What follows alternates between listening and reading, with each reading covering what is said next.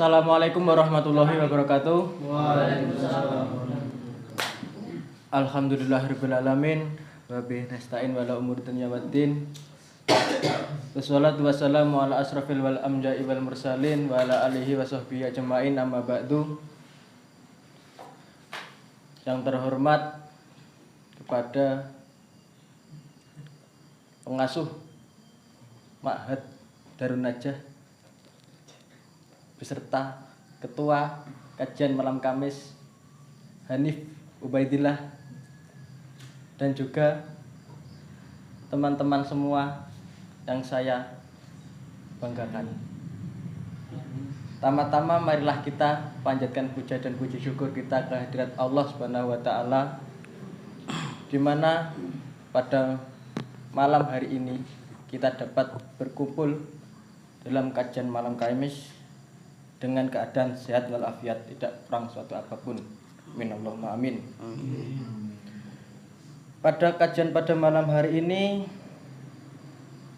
akan mengangkat sebuah tema yang berjudul manipulasi psikologi The Gold Trip. Apa sih sebenarnya yang dimaksud dengan tema tersebut? Mungkin langsung saja disampaikan oleh moderator, disampaikan oleh narasumber, yaitu Ahmad Afandi. Waktu dan tempat dipersilahkan. Terima kasih. Assalamualaikum warahmatullahi wabarakatuh. Waalaikumsalam warahmatullahi wabarakatuh. Yang terhormat pengasuh dan pimpinan Ma'had Darun Najah, ya. Dan yang kedua, yang terhormat seluruh manusia yang diciptakan Tuhan. Jadi langsung aja ini langsung ini. Apa? Aduh, nggak bisa saya. Langsung aja. Jadi kita akan membahas sebuah materi yang ada di pelajaran psikologi tentunya. Sebelum itu biar saya jelaskan secara singkat psikologi itu apa. Nah, menurut Google, mana betul? Psikologi adalah ilmu yang mempelajari perilaku dan pikiran manusia, seperti itu. Itu singkatnya. Jadi psikologi itu kayak misal nih, ada detektif yang mencari harta karun, mencari harta karun. Nah, harta karun itu tersimpan dalam berkotak-kotak jawaban tentang apa itu kesadaran, mimpi, dan perilaku sosial, serta penyebab gangguan mental. Nah, tapi tidak seperti harta karun yang biasanya yang sudah dipetakan oleh pemilik terdahulunya. Harta karun ini tersembunyi di dalam diri kita, tepatnya di dalam otak kita, sehingga para ilmuwan psikologi harus melakukan beberapa metode untuk mencari jawaban yang paling mendekati tentang harta karun tersebut. Nah,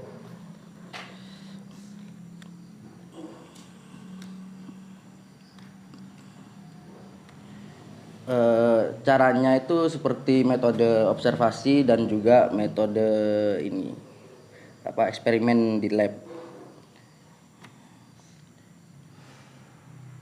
Sayangnya dari beberapa metode tersebut masih belum cukup untuk membuka jelas isi peti di dalam harta karun itu, karena otak manusia ini benar-benar rumit. Bahkan banyak ilmuwan yang berpendapat bahwa otak manusia ini adalah objek penelitian yang paling misterius di dunia. Itu secara singkat psikologi itu apa. Nah, di psikologi ini ada namanya sikap manipulatif. Nah, sikap manipulatif ini cenderung meresahkan tanpa kita sadari, namun tidak bisa dihindari dalam kehidupan bersosial. Manipulatif sendiri adalah upaya seseorang atau kelompok untuk mempengaruhi sikap dan perilaku tanpa kita sadari dan kita ketahui. Nah, tanda-tanda manipulasi ini ada beberapa tanda-tanda, ada 3. Yang pertama namanya silent treatment. Silent treatment ini adalah tanda orang untuk memanipulasi dengan cara mengabaikan seseorang agar mendapat efek jerah. Jadi contohnya kayak gini, kita ngegame, sedangkan kita punya pacar, terus pacar kita ini ngechat kita, kok kamu ngegame terus sih, kamu nggak pedulin aku. Nah, sementara kita lagi asik-asiknya main ini. Jadi terpaksa kita lanjutin main gamenya dulu. Setelah selesai main game, kita balas chatnya pacar kita. Nah, setelah kita balas, si pacar kita nih bilang, bukan bilang sih, nggak ngereken lah istilahnya, nggak peduli kalau kita ngechat, kalau kita nelpon gitu. Nah, secara tidak langsung itu akan mempengaruhi emosi dan pikiran kita karena kita udah merasa bersalah ke pacar kita itu. Nah, yang kedua ini tanda-tandanya adalah memutarbalikkan fakta. Orang yang suka memutarbalikkan fakta ini dinamakan sophis. Mas Arul, sophis.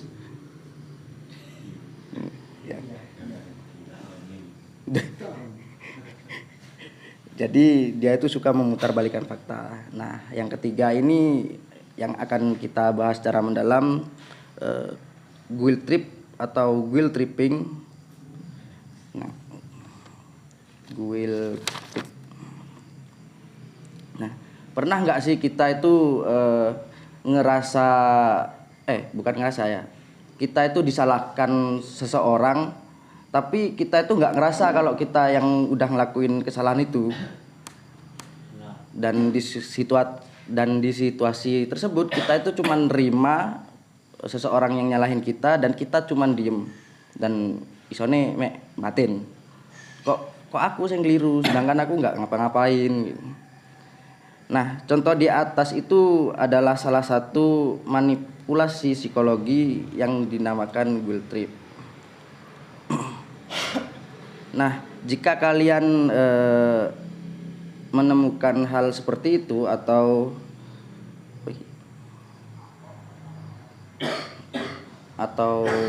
ya intinya menemukan hal seperti itu yang jadi bikin kita merasa resah, bersalah, kepikiran, kayak seturu. Nah, pembahasan guilt trip ini masuk akal. Guilt tripping sendiri adalah bentuk manipulatif yang digunakan untuk memaksa seseorang dengan memanfaatkan rasa bersalah. Itu menurut Dr. Sherin Stein. Nah, rasa bersalah sendiri ini adalah emosi yang cukup powerful di dalam jiwa manusia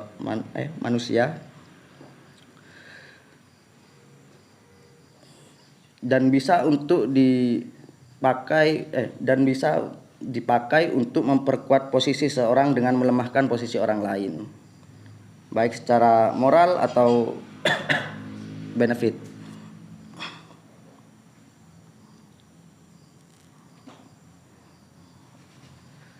Nah, guilt tripping itu sendiri hampir terjadi di semua setting kehidupan. sekolah, di kampus, di organisasi, di dunia kerja. Nah, itu sering kita menjumpai guilt tripping.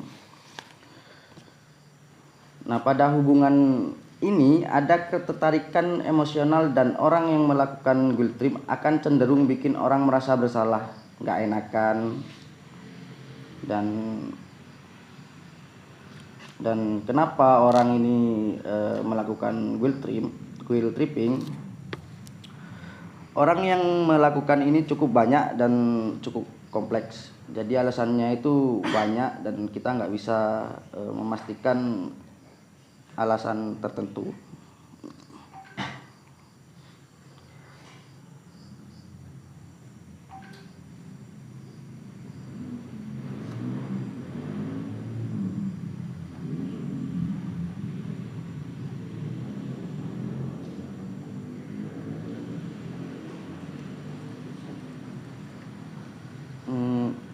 Keuntungan untuk guilt tripping itu sendiri adalah bukan keuntungannya. Apa sih?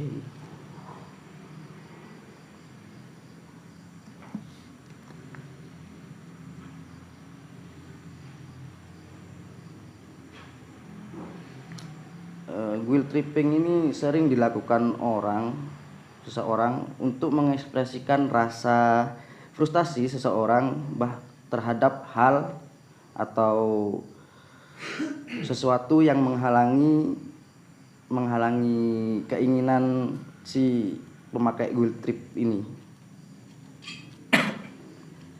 Nah, bentuk-bentuk umumnya ada 3. Yang pertama, membuat orang lain bertanggung jawab. Yang kedua, membangun interaksi pasif agresif dan juga mengingat kejadian lalu ketika dibantu orang tersebut.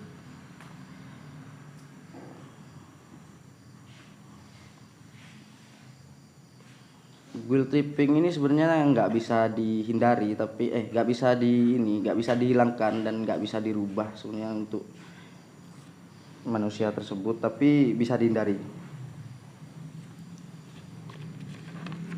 Untuk menghindari guilt tripping sendiri, kita harus mengelola emosional dan juga hindari respon negatif. Betul. Ngomong apa mana?